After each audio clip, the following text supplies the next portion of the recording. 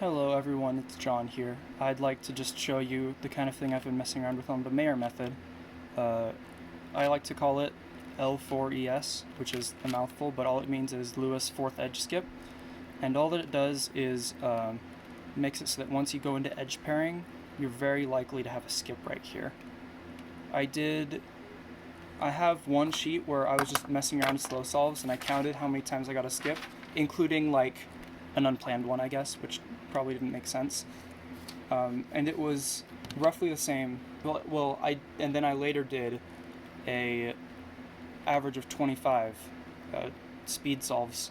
Not with this cube, of course. This cube's complete garbage, but this one. But and I actually tracked it, and it was about 25% of the time you don't get a skip with this.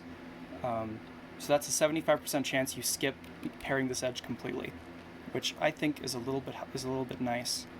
And all that it is basically just some advanced tracking. So as you're solving centers, if you see any, let me try to find something real quick to show as an example. Okay, so I'm about to insert this piece in here, and I just realized that this piece showed up. So what I'm going to do is I already have one center paired. There's kind of two cases for this. This is the easier one. If you already have one center paired and an edge just randomly pops up while you're doing last four centers, you bring it down right next to, in between the left center and the bottom, or the right center and the bottom center. And then you can just solve L4C like you would normally. And it will be there at the end of last four centers. So, like that, and then it's still right here, so we can just, and then bring it over, and we already have this edge paired, and we don't have to worry about pairing it again. So that's the easier, slightly easier case. It's the faster case, where you find one and you've already gotten one center built up.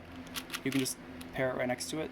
If you don't have it, if it's something like this, where you see this center pop up right here, and you don't even have like one center built up, like I would have been in the middle of building this center. You can also do this, like if you find a nice edge pair during first block, you can put it down here and then do some Lewis method bullshit to make the center. But all you do is you just solve the first center with internal slice pieces, or internal slice moves. So like right here, I already have half of the center paired, and it's just right here, so I would bring it down first to the halfway paired center, and then just pair that center, or fix that center, and then you can just do exactly the same thing. So that one slows you down a little bit and might not be worth it, but it is nice to do, because then you have this center right here, and you can just pair afterwards.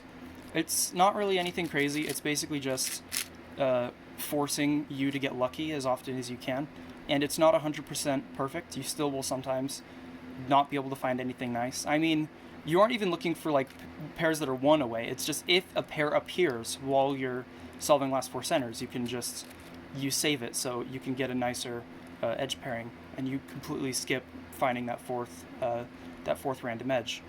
And that's all I really have to show to you guys. So thank you for watching, I guess.